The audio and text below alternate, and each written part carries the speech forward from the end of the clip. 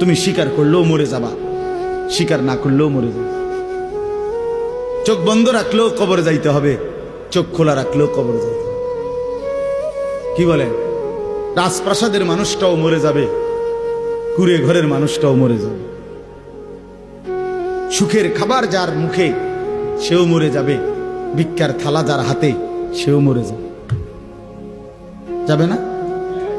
তো যেটা নিশ্চিত অনিবার্য বাস্তবতা, যে মৃত্যুকে আড়াল করার, অস্বীকার করার, পাশ কাটার কোনোই ব্যবস্থা নাই, কোনোই ব্যবস্থা নাই। না না ক্ষমতা দেখাইয়া, না কাইন্দা কাইটা, কোনো সিস্টেম নেই।